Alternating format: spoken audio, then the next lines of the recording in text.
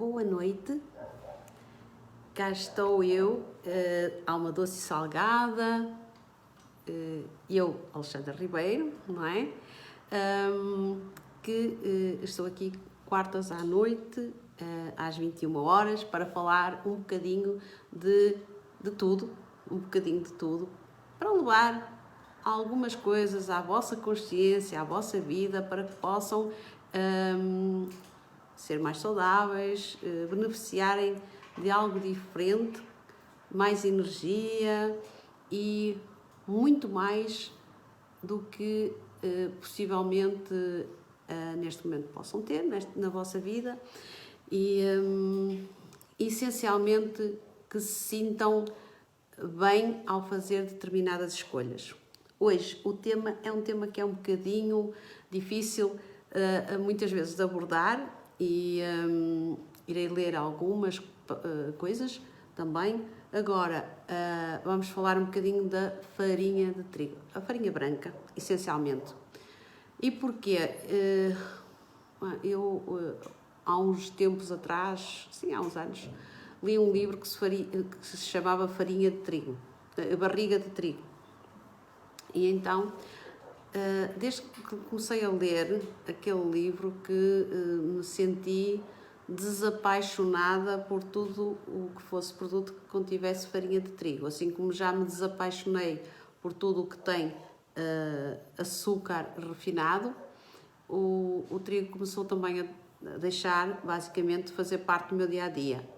Não estou a dizer que não como absolutamente nada sem açúcar refinado, porque muitas vezes há situações em que acabamos por comer uma coisa ou outra que tem, também não me vou esfaquear, digamos assim, fiz alguma coisa de mal, não.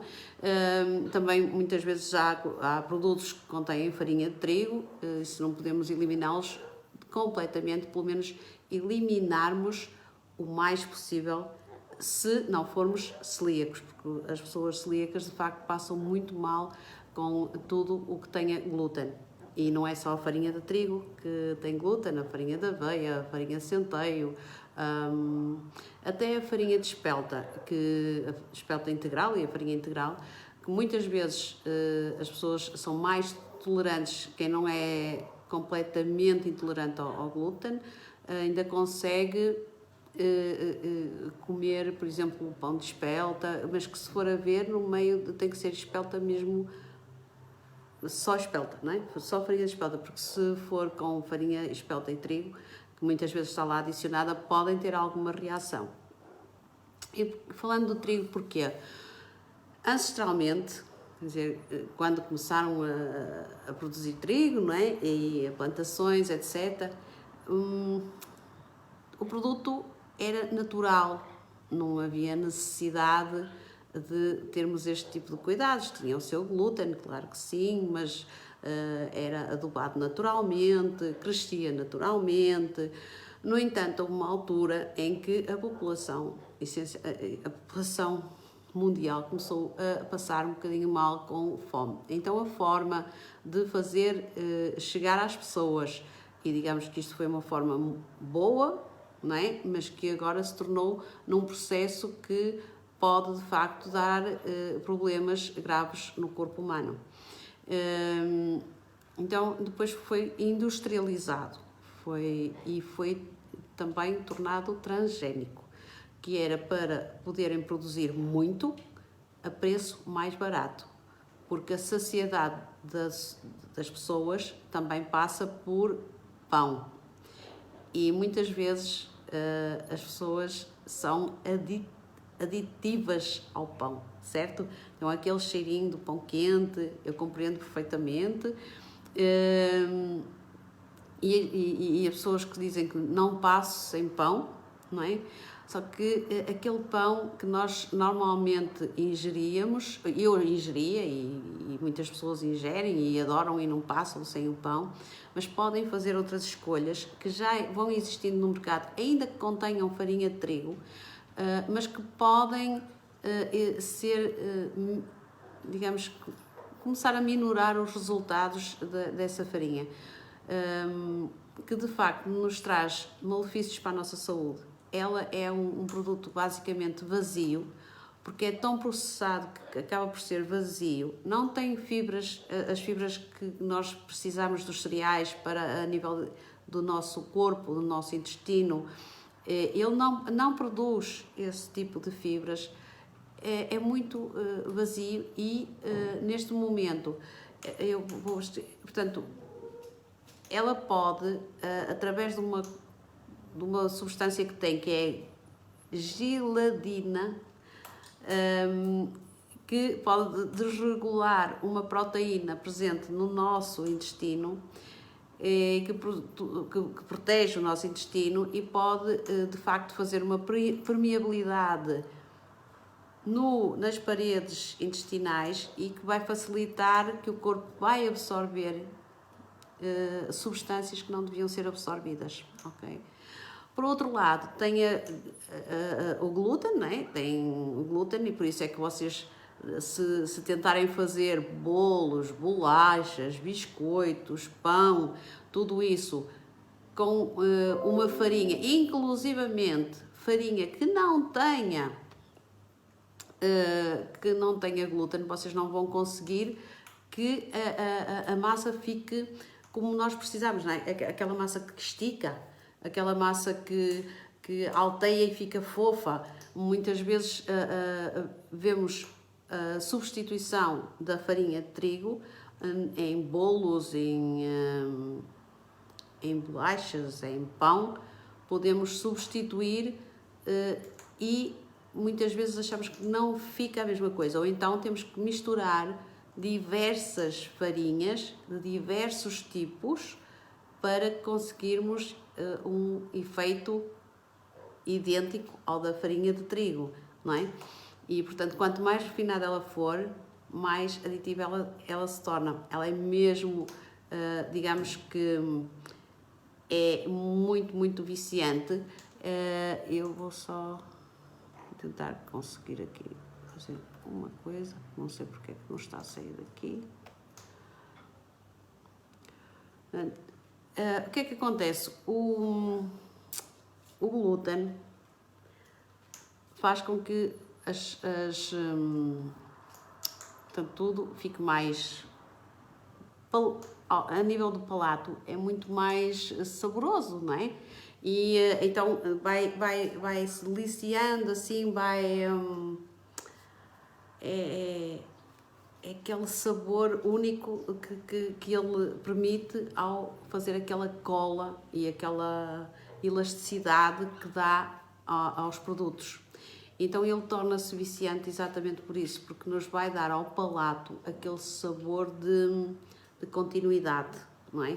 Então daí, quando se come, essencialmente, por exemplo, se vocês comerem um bolo quente, um pão quente, algo quente, ainda quente, que não nos queima a língua, o que vai acontecer é que a ideia é querer mais, certo? Porque é aquele retardar no palato, aquele retardar na língua, que vai levar com que nós queiramos mais, né? Há muitas pessoas que dizem: eu não passo sem o meu pão. E normalmente não é um pão, é um, dois, bom. E se estiver quente, se calhar vai mais. Portanto, se quiserem melhorar um bocadinho o vosso estilo de vida, experimentem começar a largar os produtos que contêm muita farinha de trigo. Claro que há outras farinhas, mas no entanto as outras farinhas, como a aveia, para quem não é intolerante ao glúten, a aveia, apesar de ter glúten, o centeio, pode também ser utilizado como uma alternativa. A farinha de espelta, farinha de trigo sarraceno, farinha de arroz. Agora, obviamente que há, e se vocês procurarem, há a possibilidade de transformar algumas farinhas conjugadas que vão dar o mesmo efeito para pão, para bolos, etc. E também a opção por farinhas de oleaginosas, como a farinha de coco, a farinha de amêndoa, a farinha de caju. Há muita opção. farinha de alfarroba é ótima, por exemplo, para substituir o chocolate, não é? Num bolo, que agora também existe, e os pães de alfarroba também. Entretanto, se virem, verifiquem sempre as etiquetas, porque nas etiquetas o primeiro ingrediente que vier lá é o ingrediente que tem maior percentagem no produto, ok? Portanto, basta ver qual é o primeiro ingrediente e do primeiro até ao último a percentagem vai diminuindo, podendo nessa etiqueta nem estar lá a percentagem quantificada. Mais a mais, a maioria dos produtos que têm farinha de trigo têm também mais duas coisas que viciam: o bendito açúcar branco refinado e também as gorduras que não devem ser ingeridas por nós, como óleos, margarinas e essas coisas. Portanto, tentem levar uma vida um bocadinho melhorada para vocês, evitando exatamente os produtos com farinha de trigo. Pronto, e melhorando, indo aos bocadinhos. Eu verifiquei outro dia, por acaso, eu sou muito fã da Bimby, pronto, é óbvio, é óbvio que eu gosto da Bimby, muitas pessoas têm, e vi que eles já têm uma opção de composição de diversas farinhas que substituem a farinha de trigo para efeitos de bolos, por exemplo, não é? Até estas opções já começam a surgir no mercado. E o fazer em casa, muitas vezes, eu sei que pode dar muito trabalho, mas procurem, por exemplo, pessoas que façam em casa, se não quiserem fazer, e que façam, por exemplo, sem a farinha de trigo, que optem por modificar e usar farinhas que sejam mais benéficas à nossa saúde, essencialmente ao nosso trato intestinal, e que vocês possam comer algo que não vicie.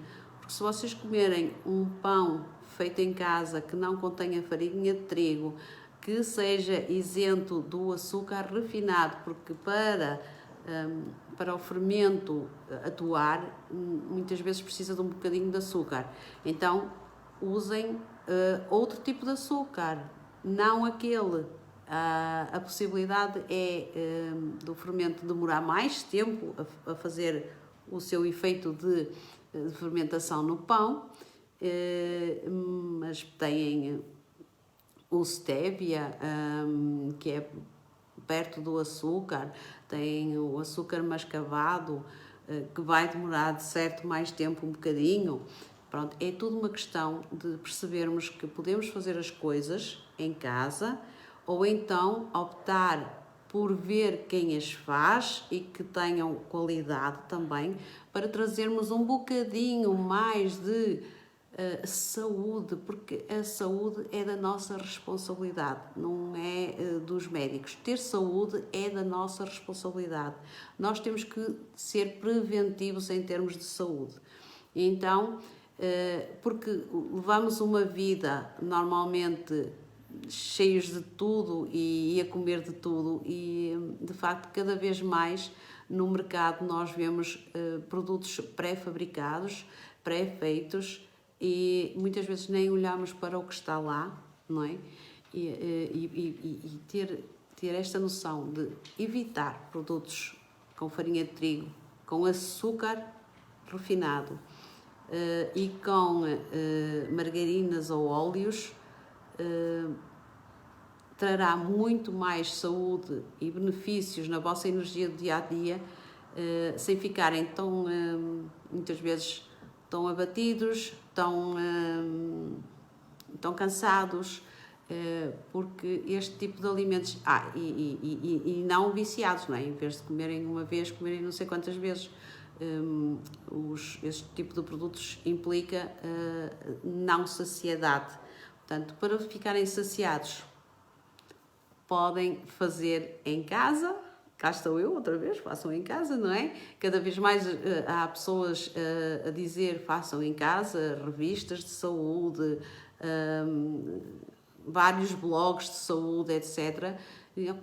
Se quiserem, façam em casa e usem produtos melhores, procurem alternativas. E eu estou aqui a pensar fazer um curso de culinária intuitiva. Já publicitei, depois achei que talvez não, mas sinto essa necessidade de vos levar a capacidade de intuitivamente vocês perceberem o que estão a trazer para a vossa saúde, incluindo fazermos algumas receitas em direto com as pessoas que quiserem aderir. Farei essa publicação daqui a uns tempos, para a próxima semana, possivelmente, e aí sim vamos falar mais a fundo destas temáticas que cada vez mais, quer nutricionistas, pessoas da área de saúde, pessoas até da área do autoconhecimento, começam a ter mais noção de facto precisarmos de uma alimentação mais cuidada e que cuide do nosso corpo. Eu andei muitos anos muitos anos a colocar no meu corpo coisas que não devia, não é? E cheguei a esta altura e comecei a eliminá-las e sinto-me muito bem, muito mais satisfeita, muito mais alegre, muito mais feliz, muito mais energética. Treino muito e sou muito grata à minha treinadora que me lança sempre desafios e, portanto, em vez de chegarem a esta altura, aos 50, aos 60, ou se já estiverem aí, comecem a eliminar, comecem a tirar, comecem a descascar, a limpar a vossa despensa, comecem a trazer produtos mais saudáveis para a vossa cozinha, porque de facto vai fazer muita diferença, vai fazer mesmo muita diferença para vocês. Hoje a minha ideia era mesmo ser algo curtinho e que vos levasse a alguma coisa de diferente e vos despertasse um bocadinho a consciência para o que de facto nós temos cada vez mais à nossa disposição, não é?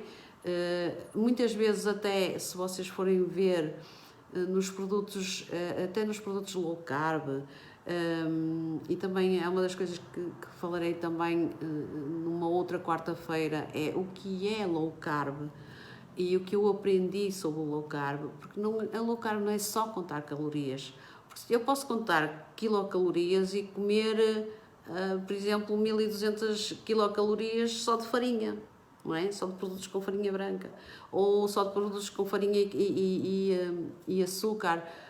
Lembro-me de ter havido uma reportagem em que um sujeito, acompanhado de um nutricionista, conseguiu fazer uma dieta low carb, contando quilocalorias, em produtos de uma cadeia de fast food.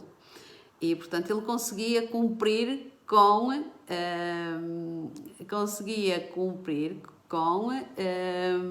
as quilocalorias diárias necessárias para ter, entre aspas, uma dieta low carb.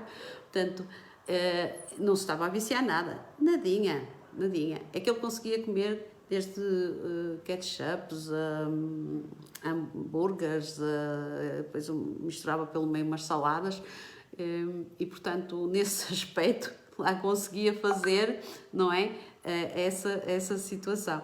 E, portanto, o que eu quero aqui deixar-vos, e sou grata a quem me vir, e sou grata por poder estar aqui a falar convosco disto, porque de facto essa experiência eu já fiz na minha vida e é muito bom conseguirmos reduzir a quantidade de farinha de trigo que utilizamos diariamente e que ingerimos diariamente pela sua composição e por ser um produto que acaba por ser transgénico. A soja também acaba por ser transgénico, porque são produtos modificados para, primeiro, para ser um produto barato. Na altura foi feito para saciar as pessoas, porque digamos que ter água e farinha fazemos pão, ok?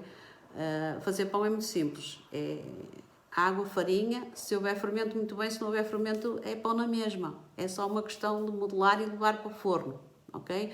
Portanto, isso é muito simples e de facto para saciar as pessoas houve uma reprodução, se vocês quiserem ler ou pesquisar pela barriga de trigo, aconselho vivamente para começarem a fazer uma leitura do que é de facto este tipo de farinha. Foi uma situação para beneficiar as pessoas, só que depois começou a ser uma indústria apelativa, porque era um produto de baixo valor e se vocês verificarem, farinha de trigo de facto é um produto muito barato e que permite às pessoas fazerem muita coisa, não é? Assim como o açúcar refinado também é muito barato e permite às pessoas fazerem muita coisa. E os óleos também. Então são estes 3 produtos que eu proponho que vocês comecem a pensar e começar a eliminar. Podem não eliminar totalmente, muitas vezes é impossível também, às vezes comemos fora, etc. Mas levem de casa o almoço, façam os vossos lanches. Se não fizer, claro, não façam para todos os dias, eu às vezes também não tenho paciência para fazer para todos os dias e acabo por comer fora, só que escolho, não é? Nós temos essa opção, podemos escolher, ok? Então isto, o que vos levo mais é, escolham para o vosso benefício, escolham para a vossa saúde, escolham para, como eu costumo dizer, sim, eu sei que tenho que morrer, mas prefiro morrer saudável, ok? Então, se eu tenho que levar a minha vida até ao fim e quero levá-la feliz, alegre, enérgica e saudável. E espero que vocês também o queiram. Da minha alma, doce e salgada, para a vossa, daqui eu, Alexandra Ribeiro, para vocês. Espero ter-vos levado a algo diferente e de benéfico à vossa vida. Até à próxima.